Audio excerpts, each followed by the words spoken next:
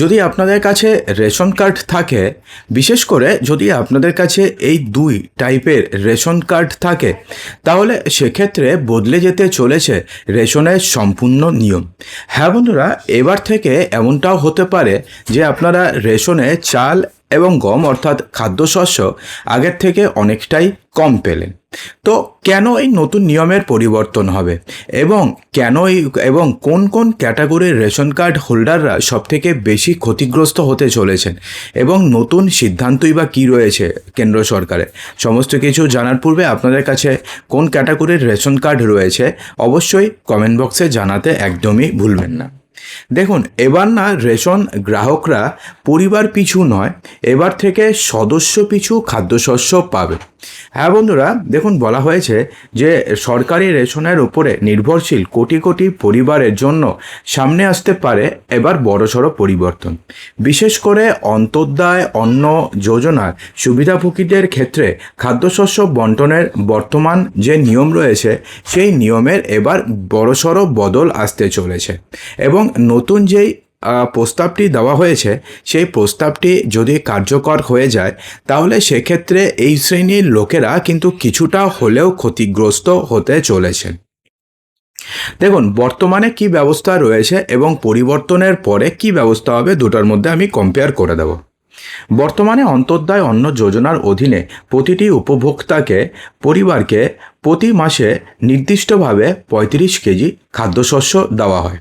National food security অ্যাক্টের আওতায় থাকা priority household শ্রেণীর কার্ডধারীরা পরিবারের সদস্য সংখ্যা অনুযায়ী মাথাপিছু 5 কেজি করে চাল পান এবং 5 কেজি করে গম পান।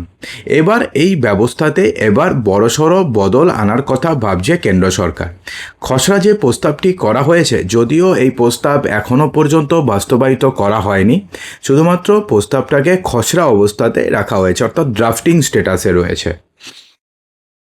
বলা হয়েছে যে পরিবার ভিত্তিক নির্দিষ্ট বরাদ্দের পরিবর্তে সদস্য সংখ্যার ভিত্তিতে খাদ্যশস্য দেওয়া হতে পারে। সেই হিসাবে প্রতিটি সদস্যের জন্য মাসে 7 কেজি করে শস্য বরাদ্দের কথা ভাবা হয়েছে। এখন দুটোর মধ্যে আমি আপনাকে কম্পেয়ার করে দিচ্ছি। যে নিয়মটি বর্তমানে এখনও পর্যন্ত কার্যকর রয়েছে সেই নিয়ম অনুযায়ী যদি আপনার কাছে অন্তর্দায় অন্ন যোজনার রেশন কার্ড থাকে তাহলে সেক্ষেত্রে পরিবার পিছু 35 কেজি করে খাদ্যশস্য দেওয়া হচ্ছে, বর্তমানে এই নিয়মটি রয়েছে। কিন্তু যে নিয়মটি ড্রাফটিং করা হয়েছে বা যে নিয়মটি প্রস্তাবিত করা হয়েছে সেখানে বলা হয়েছে যে 35 কেজি দেওয়া হবে না, সদস্য পিছু 7 কেজি করে খাদ্যশস্য দেওয়া হবে এবং সর্বোচ্চ 35 কেজি খাদ্যশস্য দেওয়া হবে। কোনো পরিবারে যদি দেখা যায় যে 5 জন লোক রয়েছে তাহলে সেক্ষেত্রে 5 × 7 তিনি 35 কেজি খাদ্যশস্যই পাবেন। কিন্তু কোনো পরিবারে যদি দেখা যায় যে 2 জন লোক রয়েছে তাহলে আগে সে পেত 35 কেজি খাদ্যশস্য, এখন তার পরিবর্তে সেই পরিবার পাবে হচ্ছে 14 কেজি খাদ্যশস্য। যদি 5 জন মেম্বার থাকে তাহলে সেই পরিবারের খুব একটা কোনো সমস্যা হবে না, তার কারণ আগে যেরকমভাবে তারা পেতেন 35 কেজি করে এখনও 35 কেজি করেই পাবেন। কিন্তু যদি দেখা যায় যে পরিবারের সদস্য সংখ্যা কম কিন্তু তারা 35 কেজি খাদ্যশস্য পেতেন, সেই সমস্ত পরিবারের কিন্তু এবার সমস্যা হবে, তার কারণ এবার তারা কম খাদ্যশস্য পাবে। তবে এই নতুন নিয়মের সঙ্গে একটি সর্বোচ্চ সীমাও নির্ধারণ করা হয়েছে। কোনো পরিবারে 2 জন যদি সদস্য থাকে তাহলে 14 কেজি খাদ্যশস্য পাবেন, 4 জন থাকলে পরে 28 কেজি, 5 জন সদস্য থাকলে 35 কেজি এবং 35 কেজির ওপরে কোনো পরিবার খাদ্যশস্য পাবেন না, অর্থাৎ 35 কেজিটাকে মানে একটা ব্রেক থ্রু একটা পয়েন্ট রাখা হয়েছে, যেটা হচ্ছে গিয়ে ওপরে কেউ পাবেন না। ফলে যেসব পরিবারের সদস্য সংখ্যা বেশি তাদের ক্ষেত্রে বর্তমান ব্যবস্থার তুলনায় প্রাপ্য রেশন কমে যেতে পারে, যদিও কমবে না যদি সদস্য সংখ্যা বেশি হয় এবং যদি দেখা যায় যে 5 জনের বেশি রয়েছে তাহলে সেক্ষেত্রে কিন্তু কমে যেতে পারে। কিন্তু যদি দেখা যায় যে 5 জন রয়েছে তাহলে সেক্ষেত্রে তারা সেম পরিমাণ খাদ্যশস্যই পাবে, কিন্তু যদি সদস্য সংখ্যা কম থাকে তাহলে খাদ্যশস্য কমে যাবে। এই পরিবর্তনের জন্য ন্যাশনাল ফুড সিকিউরিটিজ অ্যাক্ট 2013 এর সংশোধনের প্রস্তাব করেছে খাদ্য এবং গণবন্টন দপ্তর। ইতিমধ্যে সেই খসড়া জনসমক্ষে প্রকাশ করা হয়েছে। কেন্দ্রীয় খাদ্য মন্ত্রক সাধারণ মানুষের মতামতও জানতে চাইছে। অর্থাৎ সেক্ষেত্রে আপনাদের যদি কোনো মতামত থাকে তাহলে সেই মতামত আপনি কিন্তু ওয়েবসাইটে গিয়ে দিতে পারেন। আগামী 13ই জুলাই পর্যন্ত আপনি মতামত দিতে পারবেন। চূড়ান্ত সিদ্ধান্ত এখনও ঘোষণা হয়নি, কিন্তু যে মতামতটি চাওয়া হয়েছে সেক্ষেত্রে হ্যাঁ না এবং আপনি কি পরিবর্তন চান সেটা জানতে চাওয়া হয়েছে। যদি হ্যাঁতে যদি বেশি সংখ্যক ভোট পড়ে যায় তাহলে এই নিয়মটি বাস্তবায়িত হয়ে যাবে বা লাগু হয়ে যাবে।